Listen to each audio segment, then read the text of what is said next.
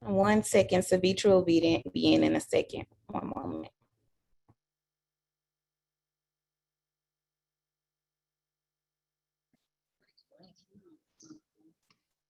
Bienvenido al Aeropuerto Internacional de Dallas-Fort Worth. Su seguridad es nuestra máxima prioridad. La ley federal exige el uso de la mascarilla en todo momento mientras se encuentre en la propiedad del aeropuerto.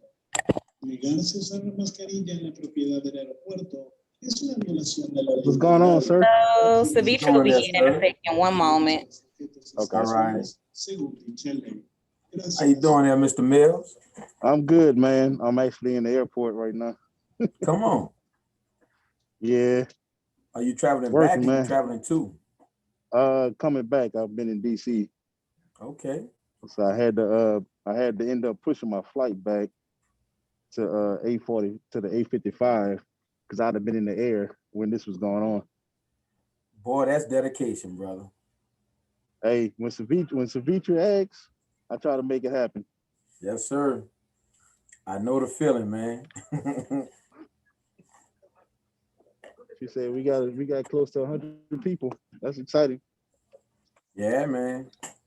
The good thing about it, man, just having her as a partner. You know, obviously, man, you were able to touch a lot of different areas. Yeah. Because for us, the vision is obviously to make ourselves available for the DBE arena, but also just small businesses itself.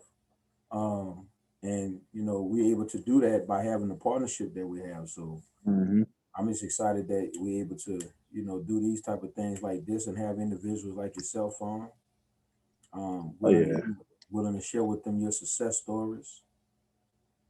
Always happy to do it, man. Always. Hi, everyone. How are you? Hey. I had to go the back route as a guest to come up on the stage, so happy to be here. Forgive me, I'm in the airport. I'm good. I'm in the airport. You might. I know you're already on the go. I told, I had a meeting earlier, everyone. And I was like, I know Calvin's going to come in a 3-piece suit. So I had to get a little, I think it's just a little polo like Kenyatta here. Hey, you could have kept your tea on if you had this board meeting. I'd have been cool with that. Well, thank you all for joining. We're going to jump right in. I know Calvin is very busy and he is always on the go. Hopefully this conversation is definitely one that's grounded in our topic tonight, which is breaking into government contracting. But in addition to that, we'd love for Calvin to just talk a little bit more about his background. I'm going to share my screen really quickly as I have just a slideshow that I'm going to present here, and then we'll get started. So I'm going to do a quick intro of Calvin, but I know I'm not going to do this justice. So Calvin, I would love for you to share more after my brief intro.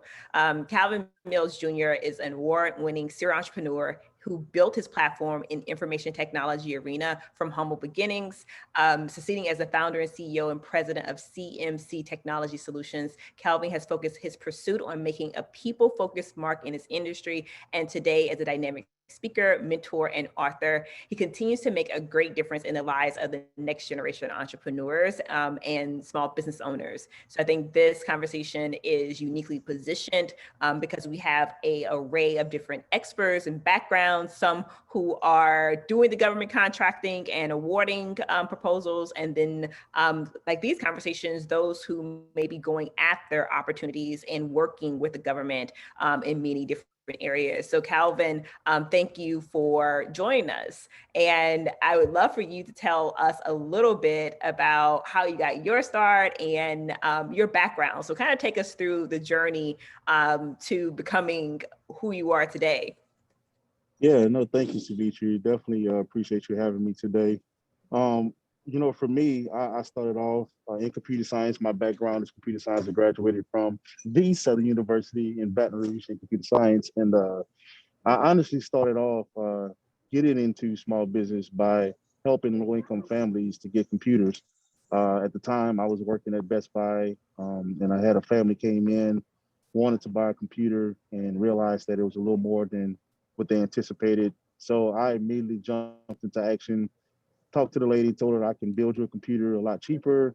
And that kind of put a light bulb in my head. And I started to study the business of Best Buy, studied how they did business, what they did right, what they did wrong, how did they talk to vendors. And I Googled how to build a business and a business plan. And one night set up, started writing, and really just took it from there. And it wasn't until my first client came into the store and bought a computer and asked me to set it up. And I started my company with that check, which was $500. The guy paid me $500 for 45 minutes of work. And I sat there in his driveway looking at the check, thinking about how many hours I was going to have to work at Best Buy that week to make $500. And that's what I knew, this is what I wanted to do. So I spent my time preparing myself, over the years. And all of a sudden, Hurricane Katrina happened one day. I literally had just quit my job probably 2 months before that, decided to step out on faith, trust God to go into entrepreneurship and do what I love. And the hurricane happened, and I got a phone call from FEMA because I had went and found out how to do business with the federal government. So I signed up on this website with FEMA, and next thing you know, my first contract was a $2,500 contract. And you'd have thought I had a $2.5 million contract because I was excited, I'm jumping. But for me, I understood it was a foot in the door. And because of that foot in the door, the next step that I took was humbling myself to go and say thank you. So I literally went and said thank you after that contract. And because of that, I literally walked out that same day with $350,000 in contracts. And I love the that, rest is that backdrop. the rest is history. So Yeah. you talk about something that I often talk about is there are all these different websites and places where you can sign up for where people can pull your name down. And you kind of mentioned that or allude to that based Yes. on how you got that call because someone had to actually see your company Mhm. trying to do business, at least with the government. And so kind of take me through that process of you saying, okay, here's opportunity for my company in government contracting, and then doing your homework or your Google search, and then moving forward and saying, okay, how can I get my name out here? And so you did that by essentially taking it one step at a time. The first step was to get your name in these systems. So tell us a little bit Yes. about that. So going into government contracting, if I'm someone who wants to do government contracting, where do I start? No, that's a great question. So the first thing I did was I said, okay, how do you do business with FEMA? So I literally Googled that, and this website came up on the Department of Homeland Security website, and it literally gave me the steps to take in order to get my company registered, the products and services that we provided, to put it on that list. And it just so happened that because of Hurricane Katrina and the emergency kind of state that it was in, they were looking for businesses, minority businesses at the time in Louisiana to start doing business with. And that's what people don't realize. The federal government really looks for the small person. They have money, they have billions of dollars that are in law set aside for small businesses, for minority businesses, for underserved businesses. The thing is, you have to go out and do the research and do the work because it's not going to come to you. They're not going to just give it to you. So what I did, I went on the Department of Homeland Security's website. I put in my name, my address, what products and services that I could provide, where was I located, could I do any disaster recovery, emergency work? Check yes. And they called. And then the first question that they asked me was I registered on SAM? And I said yes, because one of the things on the list was register in SAM. If you want to do any type of government work, the first thing you have to do is sign up for SAM, because that's how you get paid. The government, every single government, federal government agency pays you through SAM. If you're not on SAM, they won't even talk to you. And it's a tedious process, but if you take the time to do the work, the reward is great. And that's the issue that I have with a lot of people, because they always ask me, well, how can I get into government contract? I say, well, look, here you do.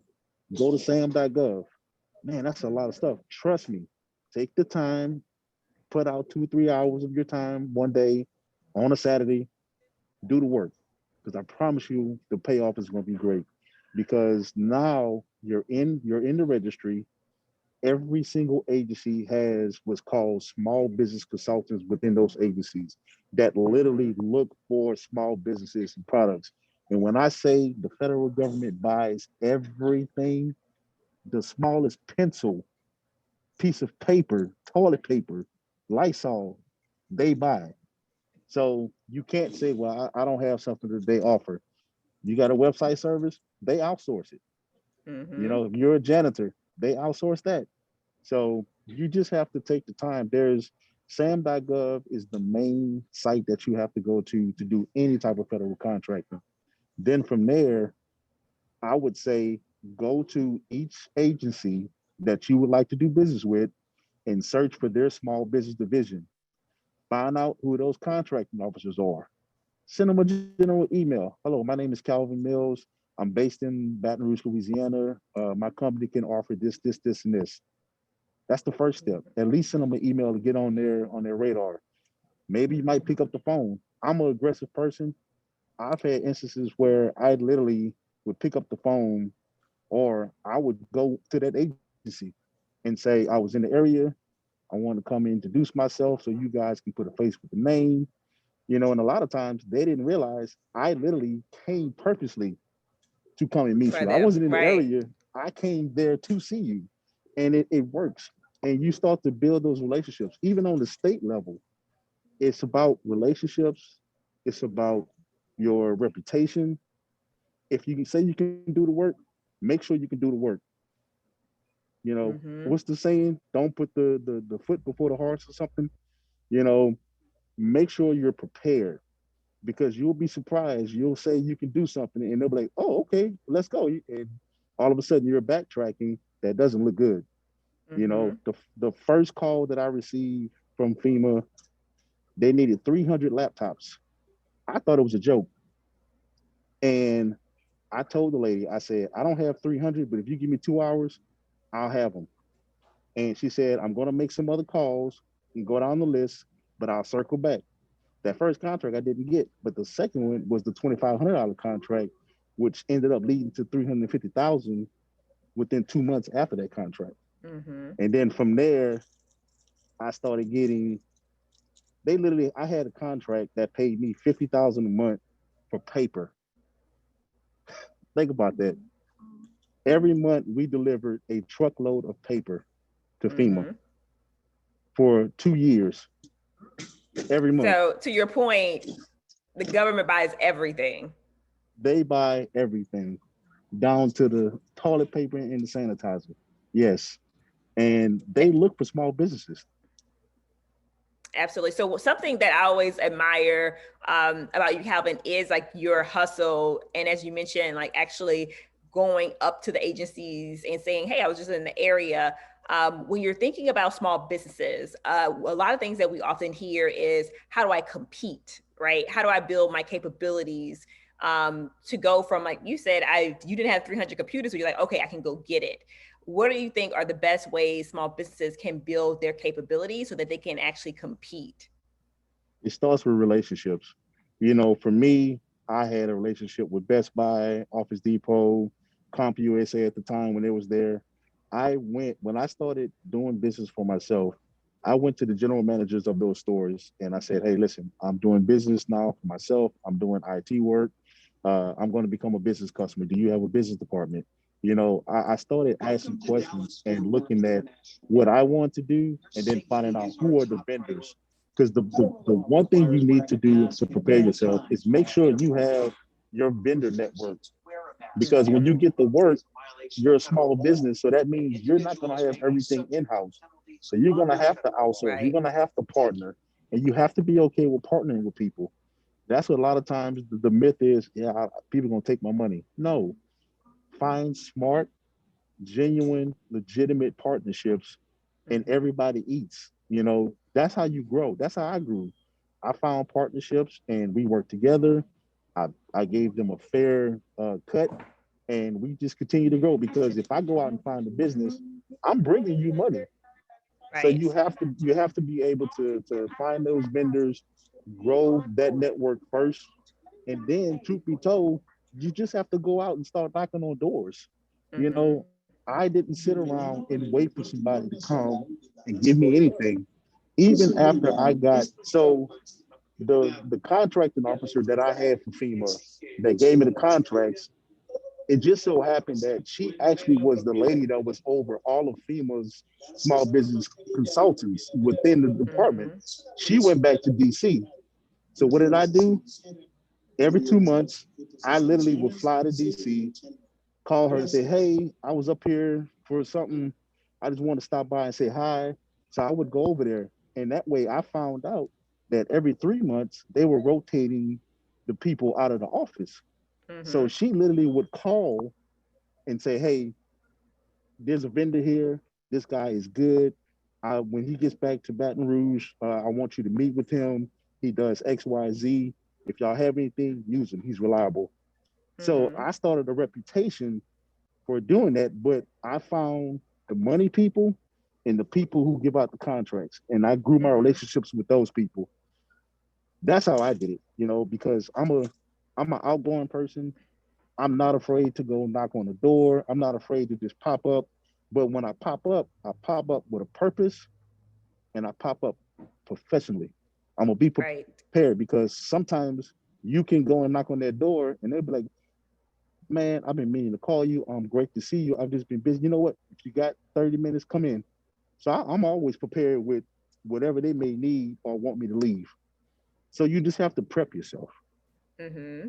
And so, say you're going in to meet with someone, have you done kind of some background research to know what they might be looking for and you kind of position that, or are you kind of having a conversation with them hoping that they lead you to the opportunity? Honestly, it's both, but it's more on I do my homework. When I find out who is the person that makes the decision, I do my homework on that person. I try to find out where they went to school, where they went to college, who they may know. And one of the best tools that I've used over the years since it's been formed is LinkedIn. I go on Mm-hmm. LinkedIn and I look to see who's in their connections. Okay, we got this person in common. If I'm real good friends with this person, I may ask them, hey, how well do you know Savitri? Do me a favor. Mm-hmm. Do a connection, an email connection, or I'll just be like, hey, I noticed that you're a part of, I don't know, the Camelot Club. I'm a member. I haven't seen you, but we ought to do lunch. I just try to Right. find a connection, but I do my homework on that person because that way they get comfortable and they feel like they know you because you found more about them.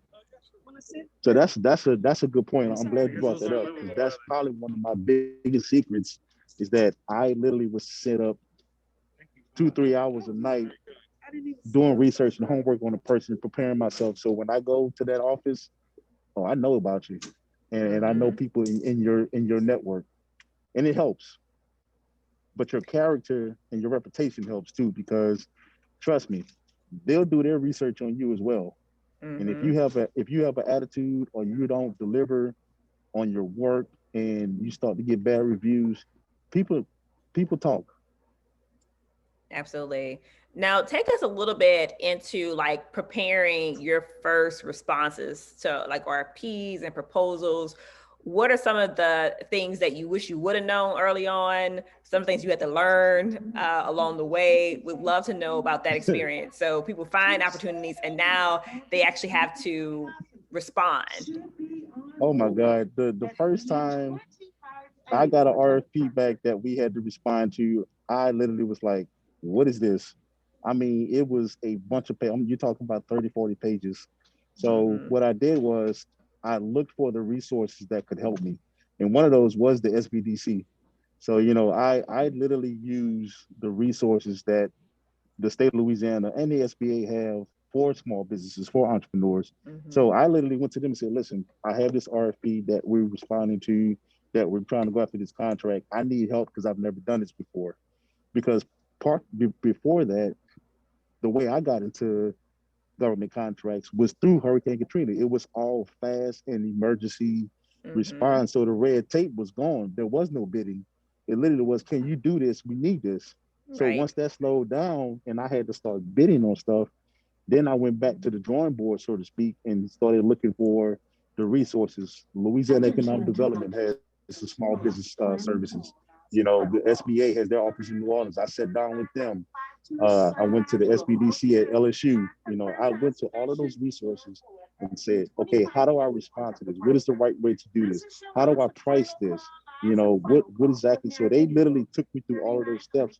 And the work that they gave me, I went home, I studied, I took my time, and it got better over time to the point where, oh, this is it. Okay, here's what you need to do. I need to do this, answer like this, put these numbers in. Here's how I calculated, send it back. And then we Right. would win, you know, and that's really how I did it. I just used the resources that were available. And a lot of times, especially in Louisiana, our small business and entrepreneurs don't realize how many free resources are available to help them. You know, I see my big brother Kenyatta's was on the Yes. call too. You know, those resources are there to help, but people don't know about them. And you have to go out, and if you want it bad enough, you'll find those resources. And that's what I tell people. I was hungry. I'm still hungry. I don't care how much money I've made. I'm still hungry because I love what I do. And that's the best part. You know, you have to want to do the work because getting into federal and you know, Savitri, getting into federal Hmm. or even just government contracts, period, is not easy. It's tedious work, but the reward is huge Right. and can be long term. And once you break in, that's the part. Like people may feel like, okay, I'm going at this. When is it going to happen for me or my business? It's like everybody's waiting for that first hit, but once you get it and once you start understanding the mechanics and how you approach it, you begin to have more and more success. So that's why I always tell people you have to kind of stick with it, but you can't stick with it and not figure out how you're supposed to engage, right? Because otherwise you're going to be going around in circles and circles and nothing's ever going to happen from it. But you mentioned something I would love for Kenyatta to talk about some of the resources that SJB is able to provide through DOTD supportive services, because it definitely speaks to that. And we had Ms. Joanne Lawrence on from SBA. Would love to have Ms. Ada on in the future from SBDC, because I agree with you. That's where I found a lot of my first opportunities. Opportunity Louisiana, which is Louisiana Economic Development's website for small businesses. Mhm. And so I went to Opportunity Louisiana. You know, I signed up to ensure that I was Hudson Initiative certified. I was, certified over here. And then people started finding me and I was prepared to Yeah. respond. So Kenyatta, would love for you to talk a little bit about the services that SJB provides and how we're kind of helping small businesses really navigate and have that extra support.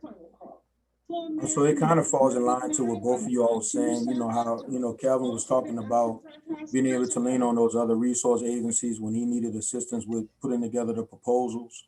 Because a lot of that is foreign, a lot of that is intimidating. So we'll do our best to remove that. So we help in all aspects dealing with marketing, estimating and bidding, again, helping put together proposals for RFPs or RFQs. We help as the liaisons between the prime contractors and some of your other agencies that, own the projects or chasing the projects as a prime. We've developed a strong footprint in the construction arena, and also being an engineering firm. I got a lot of direct contacts with the owners of engineering firms. So on the design side and the construction side, we kind of mend that relationship. Obviously, we give you all of the tools once you have that opportunity to get face to face with them, with the marketing and with understanding how to understand the language when it comes to, doing the estimates, doing the bids, doing the proposals and whatnot. And we also work as liaisons between other resource agencies. We've partnered with Ms. Joanne on numerous webinars and also conferences. Ms. Ada Womack and her team over at LSBDC at Southern. Grambling now, has their own LSBDC up in Shreveport. So we're going to begin partnering with them, but we also with Ms. Cindy Carrier and Joyce James at PTAC. Then now, I don't know who's going to take over for Daryl because he's at Breck now, but Ms. Stephanie Hartman at LED We do a lot of collaboration. So all of those are free assistance, y'all. It doesn't cost you anything. We know for business owners, if you had someone that was able to help you do marketing, you will hire them. If you had somebody help you do proposals, you will hire them.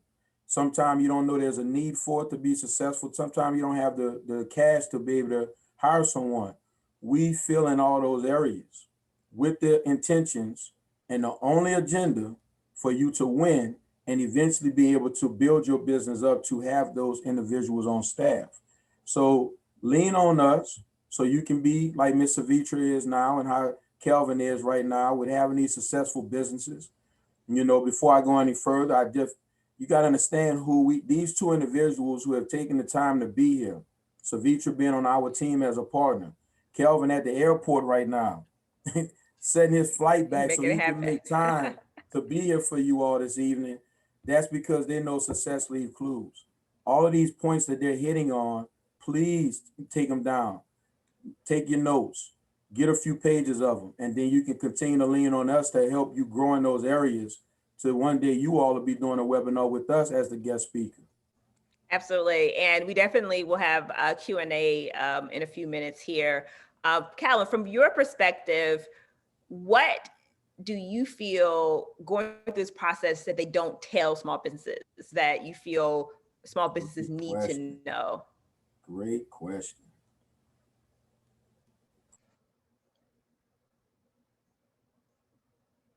Uh-oh, let me unmute you. 1 second. There we go. All right. That's a real good question. Probably I would say, honestly, just what Kenyatta said, you know, they don't realize how many free things are out there to help. If you're not prepared up front, at the end of the day, the federal government wants to give you money. They want to do business with you. You just have to take the time to be prepared for it. You know, I don't know. Really and truly, they put all the information out there. You know, you just have to take time, go online and actually research it and look for it and read it. You know, too many times people get frustrated. I'm not going through all of this. But if you really want to make this money, take the time. You know, I really can't say that there's things that they don't tell you, because as I've gone through the process, it's always been the resources and the information is literally sitting there. They tell you, fill this out, fill out this paperwork, get on our list, get on our radar. And then if you want to be like me, take it a step further, start going knock on those doors, picking up the phone or sending an email. And then you really get on their radar because they're like, okay, let me see who Calvin is. This guy, I done seen the email, his name about 4 or 5 times, or I've gotten a voicemail. And you know, that's the best advice I can give is just do the work. So tell me, how important are certifications in your opinion? Very important, because one of my contracts that I got, it was on the fence about it. It was me and another company.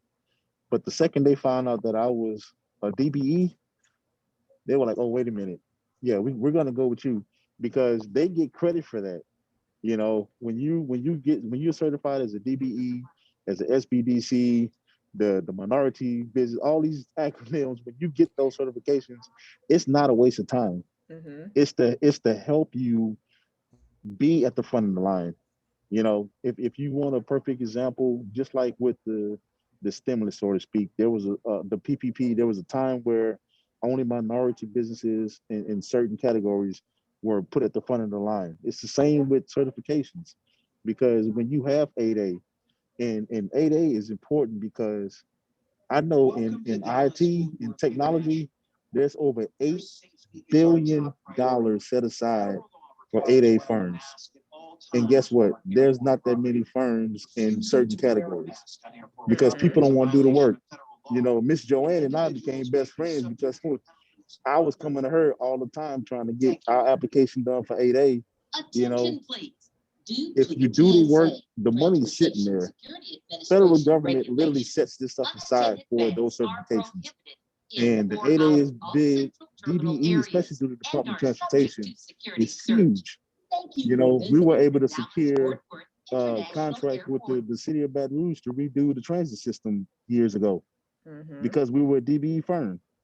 The Yes. second they realized that, it was a no-brainer. So those are Absolutely. very important, and they're free, people. They Yes. are free. Hey, Ms. Just take the Savitri, can time I, to fill them out. Yes, I want Kenyatta to talk. This is like a perfect segue to ask you a question, Kenyatta, because I would love for you to talk about the reason why we're here. Actually, is because DOTD is sponsoring these webinars for DBEs as a part of their supportive services. So I would love for Kenyatta to talk about that and how SJB also is supporting small businesses who are looking to get DBE certified and helping you go through that process to get certification. So I'll turn it over to you, Kenyatta. it's a very simple process. And one of the things I wanted to plug in with Kelvin was just stating is, and I hesitate like that, y'all, because, you know, me and him go way back. So I got to catch myself not calling him who he, you know, his government name. Let me slow down. So anyway, the plug, man, when like, I'm always going to talk about partnership. I'm always going to talk about being able to collab with other successful businesses. And just like Kelvin said about being DB certified, obviously that's what we're here for today. You know, we're here to assist DOTD with facilitating their DB program by way of all the free FREE technical support you need to grow a successful and sustainable business. The personal net worth that you have to, you know, stay within is 1.325 million. Most of the time I state that to people, they start chuckling. Your 3-year gross receipts cannot exceed 26.29 million over a 3-year period. They start chuckling on that because they realize they're not anywhere close to it. Yeah. Why did I even mention those things?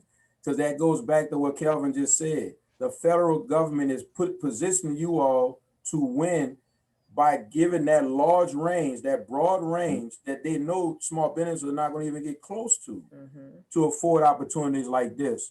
Ms. Savitra on our team as a partner has 2 successful multi-million-dollar businesses. But guess what, y'all? She's a Hudson Initiative certified firm. That gave us points when we were chasing a contract to be able to be in front of you all today. These programs are super important, but it also positions you to remove the what if. A lot of times firms are trying to find these loopholes in contracts and they say, oh, if you were certified in these programs, we would have used you. Well, we're gonna remove that. We're gonna make it that much harder for them to make sure that they are using you and not get through those loopholes. So again, all of the things that we do is sponsored by DOTD. Ms. Paula Ryder and her team she's compliance program manager over there. And then you have her staff with Ms. Rhonda Wallace, Stephen Page Show, Ms. Keisha Alexander Green. So we have a lot of individuals that's working on your behalf by being a certified DBE. And again, it affords us the opportunities to be in front of you all this evening and having these special individuals just sharing with you all the valuable nuggets that's going to help you win. Hopefully you take advantage of them. Absolutely. So I'm going to segue over to Q&A. But in the meantime, while we're doing that, Calvin, I would love for you to talk a little bit. You are not only an entrepreneur, small business advocate, and a champion. You're also the author of a book called No Secrets to Elevation, Entrepreneur Story of Persistence, which I just love the title, persistence, resiliency, all of that, because I think it really does take all of those things to really compete and win in government contracting, and the idea of like those who are still standing ready to go after it at the end of the day are the ones that end up with the wins and opportunities. So we'd love to talk to you a little bit about your book, how you think that it reflects what the entrepreneur journey is, and then we'll go from there to Q&A. So individuals anyone that wants to ask Calvin any questions, definitely raise your hand or drop the question in chat and we'll go from there. No, thank you. When I started writing No Secrets to Elevation, I really just thought about the journey that I took to get to where, I guess as most people say, where I'm at now. And, it really just goes back to the persistence. I literally just would not stop. I'm still like that. I said it earlier, I remain hungry. And, I had small wins. I could have easily just accepted that, move forward from there and not do anything else. But I wanted to tell my story about how I got to where I was, and maybe the blueprint that I took, somebody could take that or take little bits and pieces from there and create their own, and that's what really inspired me to write it, because people would always ask me, well, man, how could I get into government contracts, or how can I just start a business, and not realize you don't need a lot of money to start a business. I started my first company with a $500 check from my first client. You Yeah. know, I didn't take a $500 check and go buy some $300 pair of shoes. I took that $500 check and put it in the bank and took it customer by customer by customer until I got to the point where I could take a little bit of money and enjoy myself. But I still just took and reinvested my money. And over the years, I've been in this now for 18 years, almost 20 years. And I just believe in myself. So I invest in myself and I just continue to grow, and I take my time, and I talk about that throughout my book. I had my ups and I had my downs. A lot of people didn't realize I spent almost 2 years in my office living on an air mattress during a recession, and I could have easily gave up, but I didn't. I reinvented myself. I got refocused, and I came back 10, 20 times better than I did previously, but that comes from character. It comes from relationships. It comes from a reputation that if I go to somebody or when they needed something, when they had issues with computers or needed any technology advice, call Calvin. Yes. If somebody was trying to do something in government or any type of federal stuff, call Calvin. And that became my call tag. You needed something like that, you call Calvin. You need introduction to somebody, you call Calvin. It's because it's relationships. And I speak on that, in my book, and I hope that anybody that picks it up, As you that they get should. inspired. Yeah, as you should definitely pick it up. We'll just get drop a link inspired. in the chat for everyone. Yes, I appreciate that. It's just I just love to inspire and motivate people. I've always believed that my blessings are not mine to keep. I've been very successful, very blessed to experience a lot, to have a lot, and I share it with everybody. I try to help who I can. I give advice. Savita, anybody want to talk to me, got a question, need some advice on something, I tell them, call me. I'll come meet you for lunch. We'll sit down, get on the phone, whatever. I don't care how big I get, how successful I am. I'm still Calvin. Yes. I've always been like that. So no, I 100% am the same way. I always tell people it's not hard to find me because someone had to open the door for me. Someone had to say yes to me, right? Someone had to take that 30 minutes when you flew into DC, when they could have said, oh no, I'm not meeting with anyone today. Exactly. And so I definitely too believe in paying it forward. So we have a couple questions for you. One of them is disqualification. One, have you ever been disqualified? And Kenya, you might be able to answer this from a disqualification standpoint, but what disqualifies you from being eligible to obtain government contracts? Now, I don't think there's like no overarching, you can't get government contracts or anything unless I'm missing something. The only thing that I know of, if you get a contract and you don't deliver what was required in the contract, you can get disqualified from that agency for a period of time for not bidding. But as far as just straight disqualification, I mean, you literally would just have to take the money and not deliver. I mean, right. Yeah, that's pretty much it. That's the one thing I could think of that would disqualify you. Anything you want to add, Kenyatta, there? Things that may same disqualify thing, you? man. It's even not so much in addition to what Calvin just said, obviously from a DBE standpoint, it's not so much disqualification other than if you're doing fraudulent stuff, like allowing your firm to be used as a pass-through, when you physically aren't doing any of the commercially useful function on the project, and people notify DOT of that, and they go out and do their investigation and they find that it's true, well, that can definitely disqualify you from the program. But also, just from the certification, it's not really a disqualification. Obviously, if you don't submit your annual no change affidavit within a timely fashion, that could get you where you lose your certification. certain codes. And we're not gonna get into too much detail on this, but the codes that you're certified in, if you certified in one code and you've reached that Small Business Administration value, that code drops off. And if you're only certified in one code, then obviously you're no longer certified. So that's why we encourage to be certified because of another number of other reasons, but to be certified in multiple codes. But other than that, as far as disqualified, you'd have to be doing some fraudulent business. And Ms. Joe's on here. She said the firm is disbarred, suspended, or determined ineligible for federal government contracting. That's how you can also be disqualified. The next question is, for someone who wants to enter government contracting on the IT side, is it possible to win contracts with one person, or do you recommend putting together a team first? I would say put together a team, depending on what your expertise are in that IT field. One, take a look at the contract and see what they're asking for. Look at the scope of work of what they're looking for. If you can do it, but I would never suggest that you get to a federal contract and do it by yourself. You definitely want to have a team, because the one thing that I've learned, the federal government is going to ask you a simple question. Can you or can you not do the work? If you can't do the work, they're going to say, thank you, we're going to move to the next person. And if you take and get a contract, you have to deliver.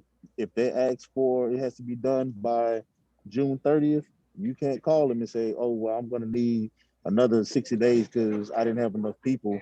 So I would say, you know, I've said it, Kenyatta said it, Savitri said it, preparation. You have to be prepared. Before you go and bid on any contract, you best be prepared, because you can end up winning that contract. And guess what? Once you win it, it's time to get to work. It's not time to start going find people. You know, so be prepared before you go. Understand the contract, understand the scope of work, know what they're asking for and what they're looking for. That way you don't have to go and scramble to do anything. Yes. Next question is, and this might be Calvin or Kenyatta, what would be suggested for the first step for someone in construction and design? Probably the first thing I would say is make sure you have all your certs. You want to make sure you have all your certifications. And then from there, make sure you have the manpower, because there's a lot, and especially right now, I literally just left DC meetings where Secretary Buttigieg was in, and they are talking about billions of dollars coming down the pipe for infrastructure. And a lot of that money is looking to gear towards small business.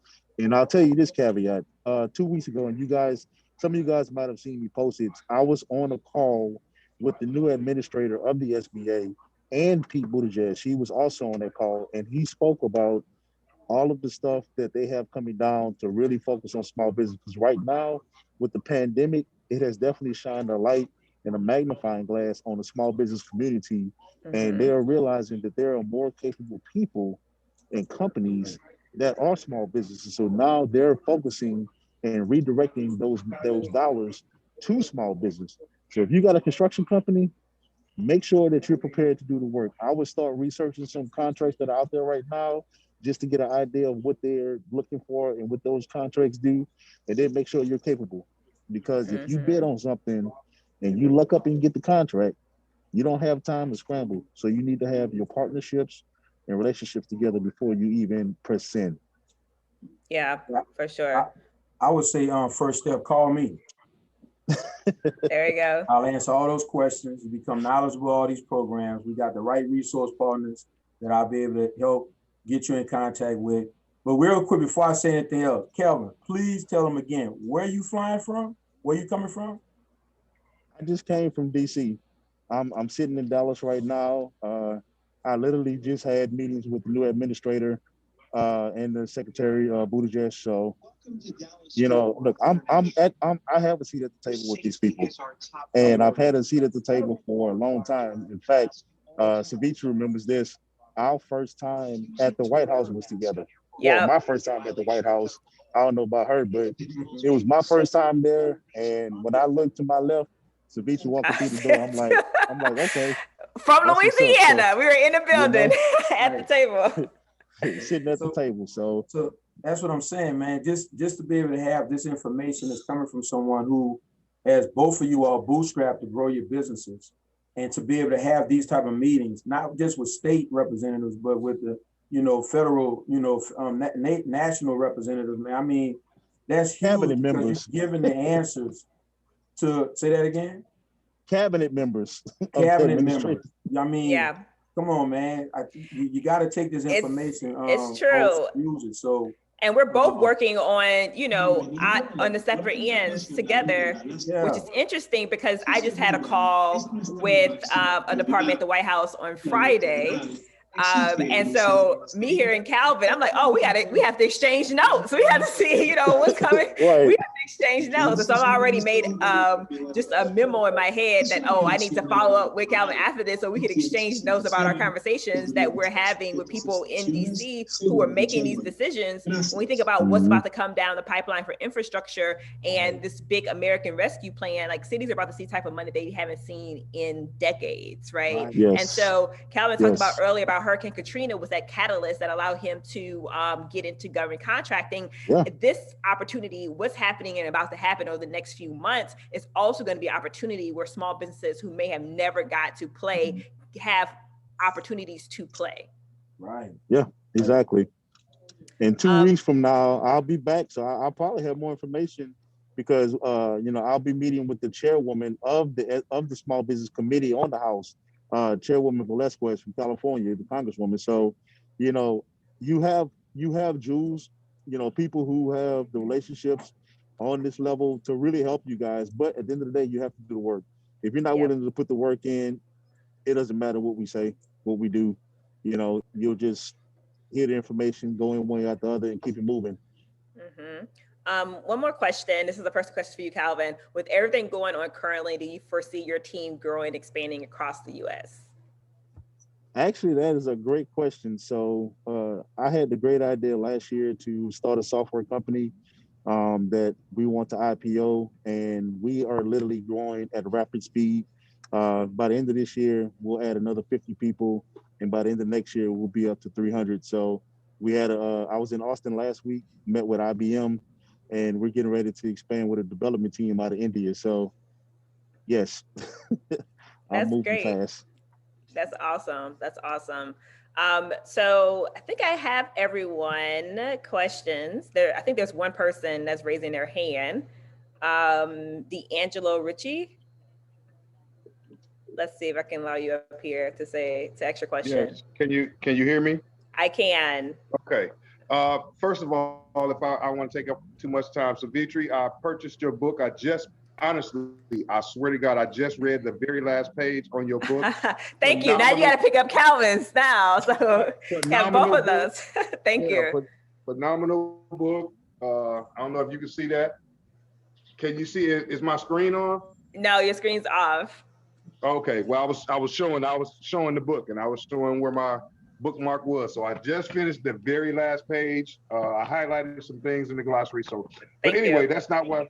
So, very great book. I'm kind of tardy to the party, so I didn't get a chance to catch the beginning of it. But I have a service-based business. I have a pallet business, and I'm looking to get into the government contracting.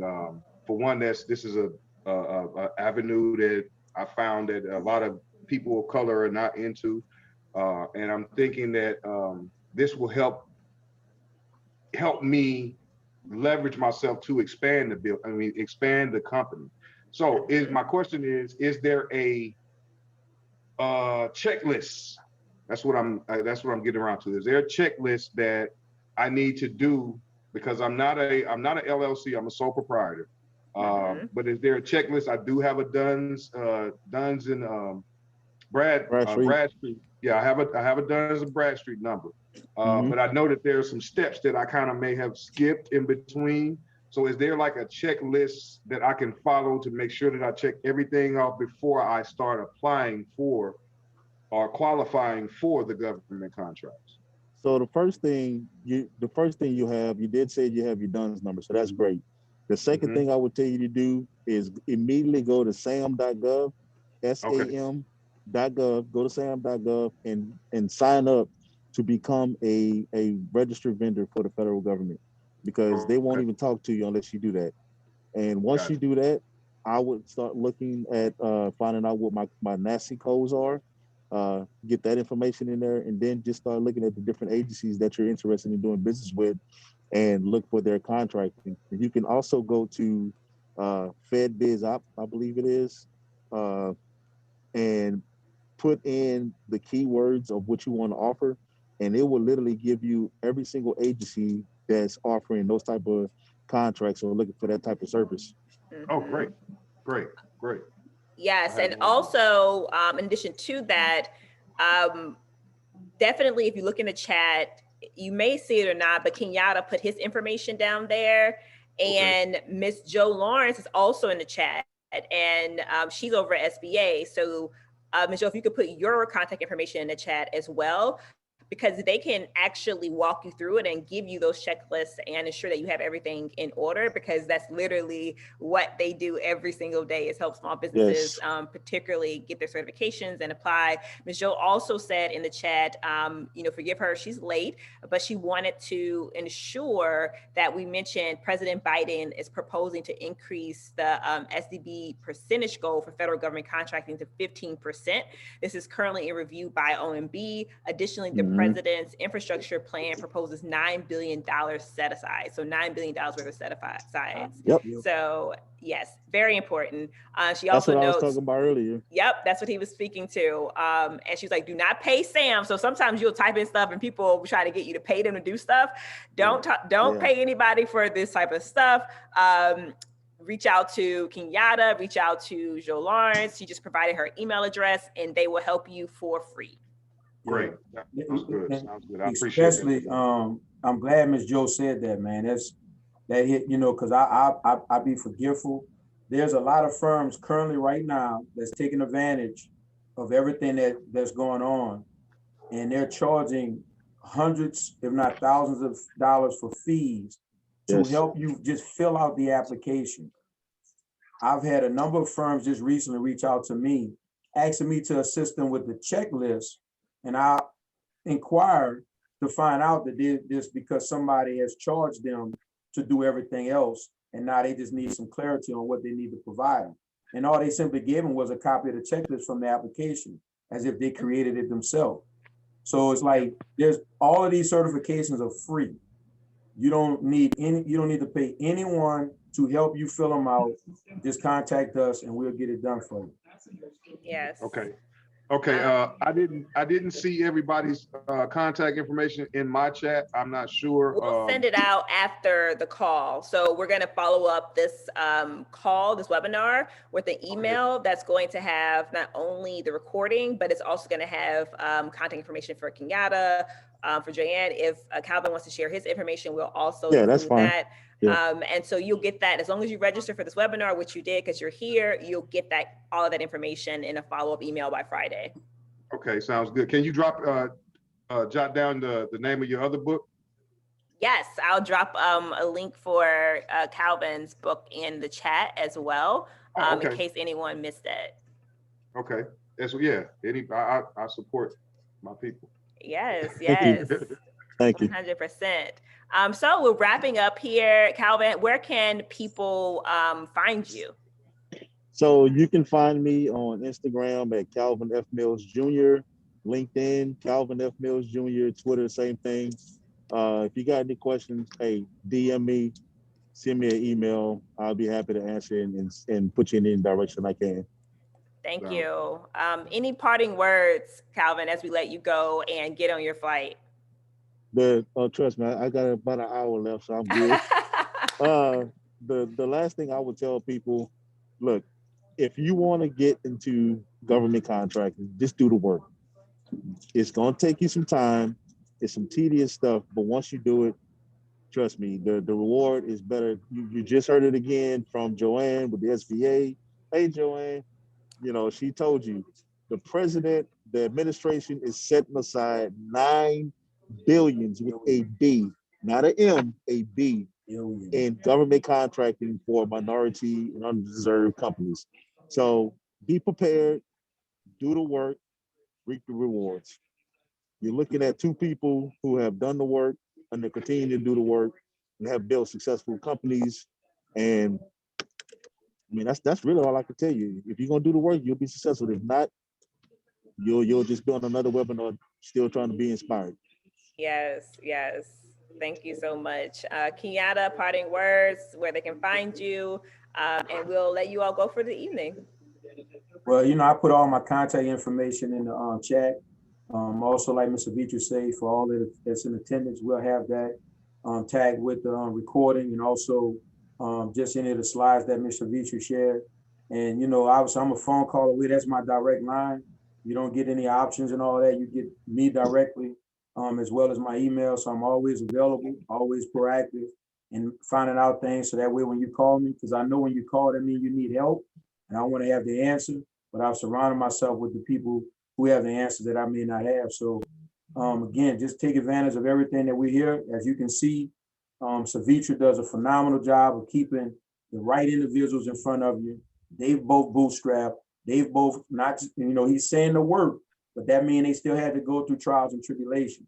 But they persevered beyond that, and now you can see the success right in front of you, eyeball to eyeball, and you hear what they're doing to win. So just let's continue to grow together. I have one agenda, and that's only for you to win. Not for you just to attend these webinars, but for you to win. So just lean on us so we can make sure we can assist in that. Yes. So, you know, on final words, it's about persistence, being resilient, and doing the work. So leaving no one else, those are things we want to leave you with.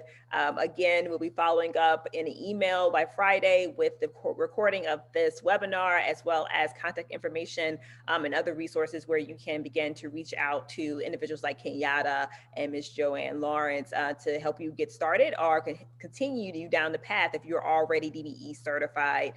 Thank you everyone for joining us tonight. We appreciate you. We'll be back here in about a week or two with Mayor Sharon Weston Broome, who will be on here joining us to talk about their Fair Share program and how they want more minorities to have contracts in Baton Rouge and the parish of East Baton Rouge. So thank you. And again, have a great night. Bye, everyone. Good night. Hey, Ms. Joe. Y'all be safe. Bye. So Vitri, are you putting your contact information in there as well? I will. I'll do that. It'll be in there. Great. I appreciate that. Thank you. Have a great night, everyone. You too.